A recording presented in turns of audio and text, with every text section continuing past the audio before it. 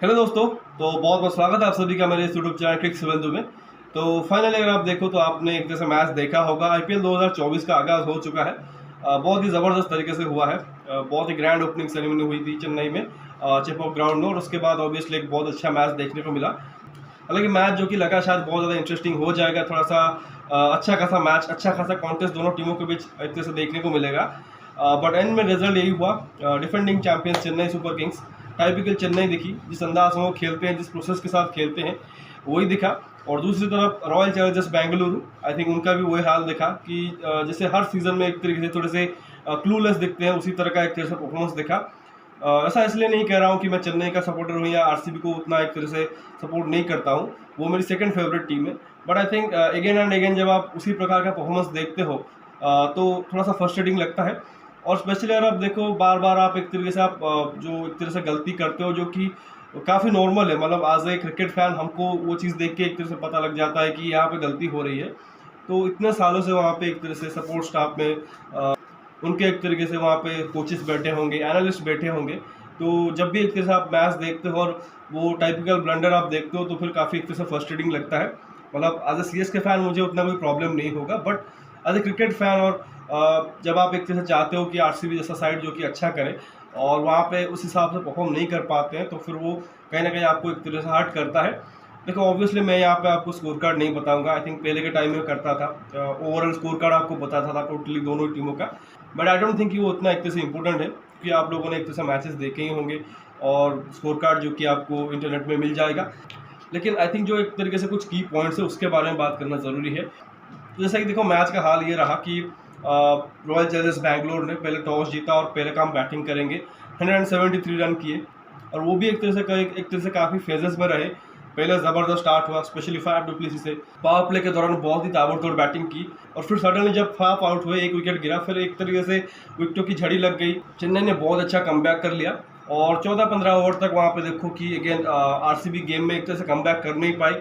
बिल्कुल लग रहा था कि जैसे ये जो मैच हो रहा है वो वन साइडेड हो जाएगा, लेकिन आखिर के कुछ ओवर वहाँ पर देखो अनुज रावत और दिनेश कार्तिक, दो विकेट कीपर बैट्समैन वहाँ पर आप देखो, एक तो जो कि ऑलरेडी आप देखो अपने करियर के आखिरी पड़ाव में, और दूसरे खिलाड़ी जो कि थोड़े सा भी उभरते हुए सितारे हैं, बट काफ़ी डाउट्स उनके ऊपर थे कहीं ना कहीं, बट दोनों ने बहुत अच्छा किया, ज़बरदस्त फिनिश किया और 173 तक एक तरह से पहुँचाया आरसीबी को, जो कि एक बिलो पार टोटल था, मतलब उतना अच्छा टोटल था नहीं कंसिडरिंग कि जिस प्रकार की विकेट थी, बट एक फाइटिंग टोटल ज़रूर था। बट बाद में चेन्नई ने क्या किया है कि अपने ही अंदाज में खेले हैं, बहुत ही स्मार्टली एक तरह से बैटिंग किया, सभी बल्लेबाजों ने 20-25 रन बनाए, और बड़े आराम से आप कहो आई थिंक 1.5 ओवर अभी बाकी थे, 9 बॉल बाकी थे, और 6 विकेट हाथ में थे, इजीली मैच जीत लिया है। अभी अगर आप देखो तो दो I think proper batsman MS Dhoni और समीर रिजवी का आना बाकी था, दीपक चहर भी थे, तो बहुत एक तरह से कहेंगे स्मूथली एक तरह से रन चेस किया है। हाँ, बीच में आई थिंक थोड़े से आई थिंक विकेट ज़रूर गिरे, थोड़े से बाउंसर के थ्रू आरसीबी ने ट्रैप करने की कोशिश की, बट वो एक तरह से फ़ायदेमंद नहीं हुआ। और आई थिंक जो अभी बोल रहा था कि टाइपिकल सीएसके और टाइपिकल आरसीबी दिखा, आई थिंक उसमें देखो कि जैसा कि अभी स्कोर कार्ड उतना एक तरह से मैं आपको नहीं बताऊंगा, बट उसी स्कोर कार्ड से एक तरह से आपको वो पॉइंट दूंगा। पहले जब चेन्नई ने गेंदबाजी की सिर्फ 5 बॉलर का उन्होंने यूज़ किया, उसमें देखो कि तुषार देशपांडे की पिटाई हुई, दीपक चहर की पिटाई हुई, टू एन एक्सटेंट थिक्साना की भी एक तरह से पिटाई हुई, बट उन्होंने प्रॉपर 5 बॉलर ही यूज़ किए। और उसमें देखो कि तुषार देशपांडे को स्पेशली जो पिटाई हुई है, आई थिंक उनका जो थर्ड ओवर था, आई थिंक उसमें उनको 25 रन पड़े थे। एक दिनेश कार्तिक और अनुज रावत ने मिलकर 3 छक्के मारे थे, कुल 25 रन उस ओवर में पड़े थे, लेकिन उसके बावजूद उनसे उन्होंने आखिरी ओवर करवाया और सिर्फ उन्होंने वहाँ पे 9 रन दिए। बट जब चेन्नई एक तरह से बैटिंग कर रही थी, देयर वॉज अ टाइम की आई थिंक उनके स्पिनर ऑपरेट कर रहे थे, आई थिंक मयंक डागर ने 2 ओवर डाले थे, उन्होंने शायद 6 रन दिए हैं, उसके बाद उनसे बॉलिंग नहीं कराई। क्यों नहीं कराई? क्योंकि शिवम दुबे क्रीज पे थे। अब left handed batsman, tall batsman खड़ा हुआ है जो कि लंबे छक्के मारता है, तो मैचअप कितने थे आप देखो, जो सबसे ज़्यादा थ्रेटनिंग गेंदबाज लगा आई थिंक आरसीबी के कैंप में इस मैच में, आप देखो चेन्नई के अगेंस्ट, उनसे उन्होंने आगे गेंदबाजी नहीं कराई। और आई थिंक करण शर्मा, उन्होंने शायद पहला ओवर अच्छा डाला था, जब दूसरे ओवर में आई थिंक उनको 2 छक्के सामने डैरेल मिचेल ने मारे, उसके बाद उनसे भी बॉल नहीं कराई। और ग्लेन मैक्सवेल जो कि आई थिंक मुझे लगता है कि सबसे ज़्यादा एक्सपीरियंस स्पिनर है इस टीम में, उनको तब लेके आए जब जडेजा और शिवम दुबे इकट्ठा बैटिंग कर रहे थे। आई थिंक काफ़ी एक तरह से टाइम निकल चुका था और वहाँ पे उनको एक ओवर के लिए लेके आए। तो कुल मिलाकर आप देखो, ये आई थिंक आरसीबी की स्पिन हालत है, और वो भी चेपॉक ग्राउंड में। मतलब ठीक है, फ्लैट सरफेस था, उतना कोई बॉल टर्न हो नहीं रहा था, बट अगर आप अपने जो स्पिनर है उन पर ट्रस्ट नहीं दिखाओगे तो आई थिंक आपने रादर एक तरीके से ऑप्शन में एक तरह से गलती की है या फिर यहाँ पे एक तरह से गलती कर रहे हो। तो आई थिंक वो चीज़ मुझे फ्रस्ट्रेटिंग ज़रूर लगा बीइंग ए क्रिकेट फैन कि आई थिंक वहाँ पे मयंक डागर आई थिंक एक ओवर में उन्होंने शायद उनको डैरेन मिचेल को परेशान किया था, इवन अजिंक्य रहाणे को परेशान किया था। तो आई थिंक उनको और यूज़ करना चाहिए था। और इवन कैमरन ग्रीन ने अच्छी गेंदबाजी की, बट उनका भी आई थिंक ऐसा है कि उन्होंने 4 ओवर कंप्लीट नहीं किए हैं। ऊपर से उन्होंने Siraj, Yash Dayal, I think Alzarri Joseph को लगाया हुआ था और वो उतने थ्रेटनिंग लगे नहीं। आई थिंक वही एक तरह से फ़र्क दिखाता है एक चैंपियन साइड में और एक तरह से कहेंगे जो स्ट्रगलिंग साइड है। आई थिंक मैंने जैसे कहा कि तुषार देशपांडे का, क्योंकि चेन्नई को भी पता था ऋतुराज नए कप्तान है, बट उन्होंने चीज़ों को सिंपल रखा। और ऑब्वियसली देखो कि पहले गेंदबाजी करने का और फिर बाद में आई थिंक डिफेंड करने का भी एक तरह से जो रहता है चैलेंज वो डिफरेंट रहता है। तो ऐसे में हो सकता है कि शायद अगर चेन्नई सेकेंड इनिंग्स में गेंदबाजी कर रही होती तो मैं भी चेन्नई सिर्फ 5 बॉलिंग विकल्प के साथ नहीं जाती, मैं भी रचिन रविंद्र या डैरेन मिचेल से ओवर करवाते ताकि तुषार देशपांडे की ओवर एक तरह से खत्म हो जाए।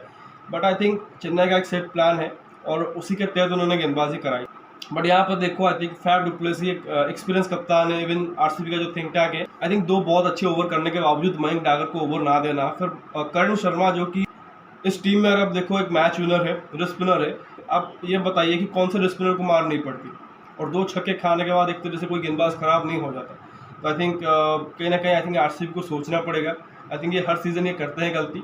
आई थिंक पहले मैच के बाद ये एक तरह से सीख ले तो बेहतर होगा, क्योंकि ऐसा नहीं कोई हल्की टीम आपके सामने आएगी, सारे के सारे टीमें ऐसे ही हैं। और इनफैक्ट मैं तो कहूँगा कि जब चेन्नई से आप बाहर जाओगे किसी दूसरी टीमों के अगेंस्ट खेलोगे, वहाँ पे आपको और भी खतरनाक बैट्समैन दिखेंगे, जो पावर हिटर है वो दिखेंगे। तो फिर वहाँ पे तो आप स्पिनर से एक भी ओवर नहीं करवा पाओगे। जब आप घर पे खेलोगे आप क्या एक्सपेक्ट करते हो, मतलब कि चिपॉक में आई थिंक थोड़ी बहुत वहाँ पे आपको मदद रहता है। और आई थिंक जब मयंक डागर ने बॉल डाला था, आई थिंक इनिशियल 2 ओवर में शायद थोड़ा सा बॉल ने टर्न भी किया था, तो हल्का हल्का उन पर टर्न भी मिल रहा था। बट सडनली शिवम दुबे के आते ही उन्होंने डागर को हटा लिया और तेज़ गेंदबाज ले आए और सिर्फ बाउंसर डालने लग गए। हालांकि बाउंसर से उनको थोड़ी बहुत सफलता मिल भी रही थी, डैरेन मिचेल का विकेट उनको मिला, बट आई थिंक वो एग्रेसिव थिंकिंग और एग्रेसिव बॉलिंग के साथ वो एग्रेसिव फील्ड प्लेसमेंट एक तरह से देखने को नहीं मिली। उसी वजह से काफ़ी गेंद जो कि एक तरह से वो नो मैंस लैंड में गिरे। और शिवम दुबे और आप देखो अंत में जाके एक तरह से मैच फिनिश करके आए हैं, ठीक ठाक स्ट्राइक रेट के साथ बैटिंग करके भी गए हैं। और जो बाउंसर के साथ एक तरह से स्ट्रैटेजी की थी एक तरह से फैफ ने शिवम दुबे के लिए या चेन्नई के बैटर्स के लिए, वो एक तरह से बैकफायर ही कर गया, वो एक तरह से फेल ही रहा, क्योंकि एक तो आपके पास बहुत बड़ा स्कोर नहीं था और दूसरी तरफ वहाँ पे विकेट नहीं मिली। ठीक है, अभी एक तरह से पहला ही मैच हुआ है, तो hopefully I think RCB I think in चीज़ों के बारे में एक तरह से सोचेगी और उसको बेहतर करने की कोशिश करेगी। बट जहाँ तक आई थिंक दोनों टीमों की बात करें पॉजिटिव्स की, तो आई थिंक दिनेश कार्तिक और अनुज रावत का आई थिंक जिस तरह से बैटिंग रहा इस पहले मैच में, आई थिंक वो डेफिनेटली एक पॉजिटिव एक तरह से फैक्टर है आरसीबी के लिए, क्योंकि आगे चल के आई थिंक जो आज फेल हुए हैं बैट्समैन, चाहे विराट हो या रजत पाटीदार हो या फिर मैक्सवेल हो, इवन कैमरन ग्रीन भी, आई थिंक आगे चलते हुए अच्छा ही करेंगे। बट आई थिंक जिस तरह से अनुज रावत ने और दिनेश कार्तिक ने फिनिश किया है वो एक तरह से बहुत पॉजिटिव साइन है। और साथ ही यश दयाल कमबैक कर रहे थे, उम्मीद की जा रही थी कि अच्छा करेंगे और थोड़ी बहुत आई थिंक कहेंगे कि वो झलक दिखा कि अच्छा कर रहे हैं, अच्छा खासा गेंदबाजी कर रहे थे न्यू बॉल के साथ।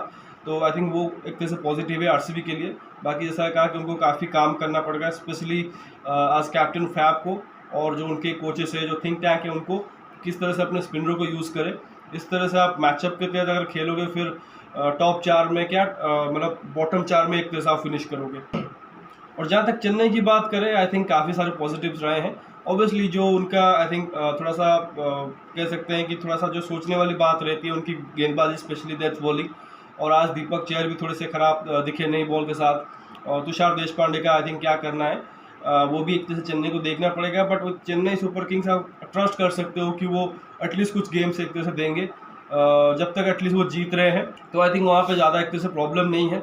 और साथ ही मुस्तफिजुर रहमान, आई थिंक जिस पर्पज़ के लिए चेन्नई ने उनको ख़रीदा था, इन कंडीशन में वो जो कटर्स का अच्छा इस्तेमाल करेंगे, पेस को एक तरह से मिक्स करेंगे और यहाँ पे वो जो स्लोअर वन है उसके थ्रू एक तरह से विकेट लेंगे। आई थिंक वो चीज़ उन्होंने बहुत ही बढ़िया किया, पहले ही मैच में 4 विकेट लेके गए हैं, बहुत अच्छी स्पेल डाला है। और साथ ही बहुत ही ज़बरदस्त डेब्यू रहा है रचिन रविंद्र का भी। बॉलिंग एक तरह से उनसे कराया नहीं, बट बैटिंग से ज़बरदस्त बैटिंग की है। आई थिंक 240-250 के आसपास के स्ट्राइक रेट से बैटिंग करके गए हैं। तो वो चीज़ देखने को अच्छा लगा। इवन डैरेन मिचेल ने भी आई थिंक जिस चीज़ के लिए वो जाने जाते हैं बड़े शॉट खेलने के लिए स्पिनर के अगेंस्ट मिडल ओवर्स में। आई थिंक 2 सामने बहुत अच्छे छक्के मारे। अजिंक्य रहाणे का अच्छा टच देखने को मिला स्पेशली पेसर के अगेंस्ट, और शिवम दुबे स्ट्रगलिंग इनिंग्स रही बट अंत में मैच फिनिश करके गए हैं।